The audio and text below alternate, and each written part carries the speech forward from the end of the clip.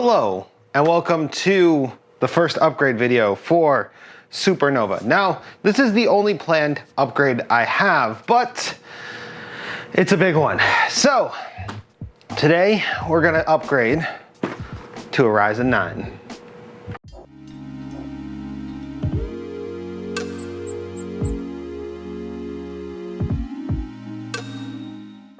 So it's been a busy couple of weeks for us. We've actually got a lot of content coming out, and with all that content comes increased rendering time. The better my videos look, the longer they take to render. And so I started running into issues with having a Ryzen 2700X inside this PC. You see, it's fast enough for most people, but the second you start to add in all of the post-processing that we have started doing and all of the kind of like interesting little bits of like effects, like that like list thing that we do, that right there. Yeah, that right there actually has to go through After Effects, which because it goes through After Effects ends up taking longer. Not to mention our Blender renders were never really fast to begin with. And honestly, I've just been itching for a bit of an upgrade on the processor. So we decided that we were gonna do a Ryzen 9 processor. That being said, which Ryzen 9 was up to debate. Are we going to double our core count, or are we going to go with one that has slightly higher speeds and slightly fewer cores? And so we actually decided to go that route. This is a Ryzen 9 3900X. This is the 12 core at the absolute fastest frequency that it can go. And due to the liquid cooling in this system, we should be able to really see the advantage of that. That also being said, this comes in significantly cheaper than the one with 4 extra cores. This right here was about $420-ish before tax. Where the nice big ol' 16 core comes in closer to 800. So this one makes a lot more sense for us. The other thing we're doing today is we are going to be fixing up Nova's tubes. We're actually going to try to make them a bit straighter. I actually got this Primo Chill bit off of the recommendation of Jay's 2 cents. Now, he had it attached to a drill, and while I would like to use my drill for it, it is 2 in the morning when I am recording this, so we're gonna be nice and actually just use my normal driver kit. Driver's right here, which it clips right to, which is pretty awesome. We also are going to be changing to solid coolant. Now, I know this stuff is kind of a mixed bag between people, like should you or should you not? Should you use dyed coolants at all?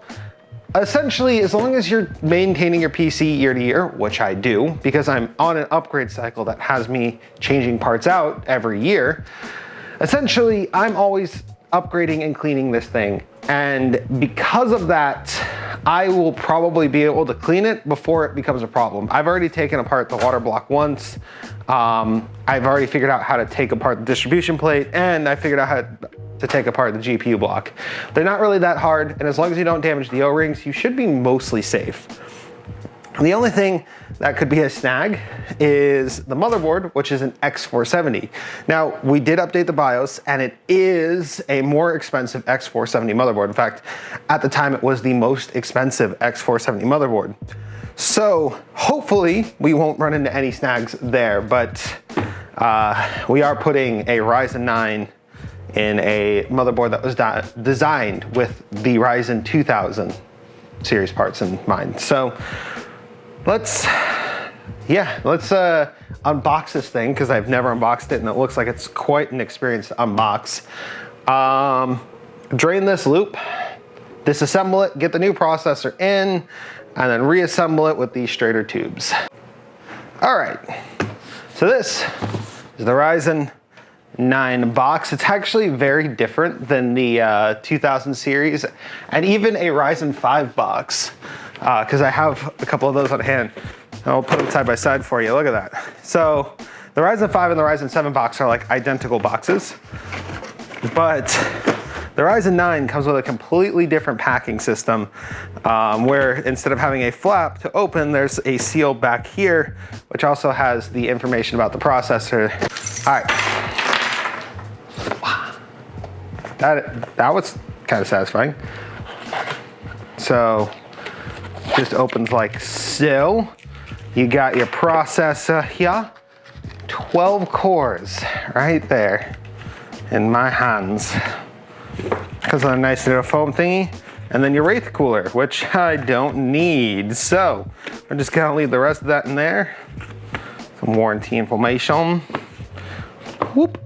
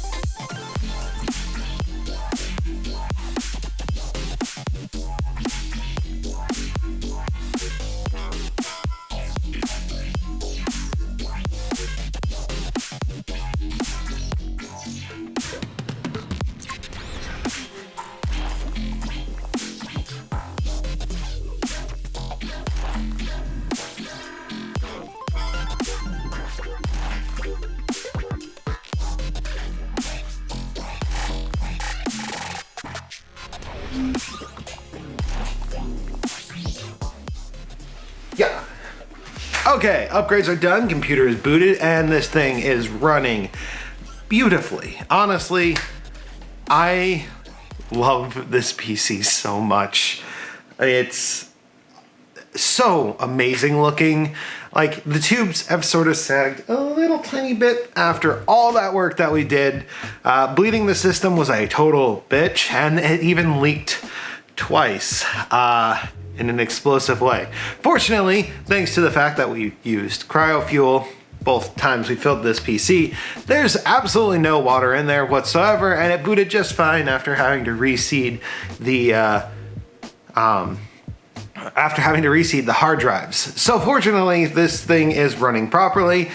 It didn't die, thank goodness, because I would cry. And honestly, it's amazing. Now, so how is it having a 12-core processor from an 8-core processor? Well, not much different actually, to be completely honest, because the clock speeds are so close by default and its all-core turbo is still really close. The 12 cores don't make a difference unless something is programmed with 12 cores in mind. Now, the IPC improvement though did make a bit of a difference. We saw an increase in frame rates in specifically titles that utilize processors heavily. Borderlands, for example, Borderlands 3 had a pretty big increase in gameplay as opposed to the Ryzen 7 2700X.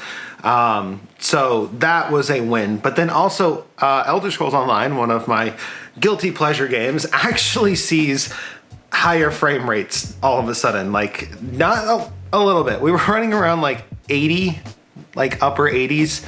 Now we're running at like 100 frames per second and it seems to be deadlocked. So I suspect that 100 frames per second might be ESO's cap. Either way, yeah, we did see some improvement in games. The biggest improvement though is in Adobe. Adobe was somewhat finicky in the past. Like, if I had a bunch of effects going at once, it would actually like kind of seize up for large periods of time. Now it doesn't seize up nearly as often unless I do a like time-lapse-y type thing where I'm speeding up footage to like 900%. That still does some crazy stuff, but you can always just render that clip out, and then like there are ways to make it work. And essentially, like, this processor kills it when it comes to rendering. Like, the video that I uploaded where I built a friend's PC, I actually upgraded Nova immediately after that. And we rendered that video out. I believe it was a 15-minute long video, and like, I want to say it was like 6 or 7 minutes. So it kills in that regard. And its Cinebench score is, it's just beautiful. And Blender, it eats Blender for breakfast. Like, honestly, this is the upgrade I needed to make for my production system, which this is. So it's nice. It's really nice. Temperature-wise is another thing that I was really shocked by. It's actually cooler than the 2700X under liquid. Now, it could be because I'm using Hydronaut, which is like designed for this kind of cooler. Like, it's literally sold to, well, it's literally sold through EK because they recommend it with this liquid cooler water block situation. But essentially, it's running much quieter with the 3rd gen part in there, which I was really surprised by. Booting wise, we didn't have any issues after we updated the BIOS. Everything just kind of works. That little drill bit that we got that cuts the tubes, that thing came in clutch though. Like, honestly, the tubes are only as good as they are on this system because I was able to like take off a millimeter at a time using that. And it made everything work so much nicer and so much cleaner. Of course, EK Cryo Fuel saved my PC, so I can always recommend getting the pre-mixed stuff, especially if you're doing something like this with lots of fittings. Upgrade complete. I love it. You've seen the B-roll. It looks so nice. And yeah, let's just utilize the heck out of all 12 of those cores. Thank you guys for watching this upgrade video. I do content like this every week. Wolfie, out.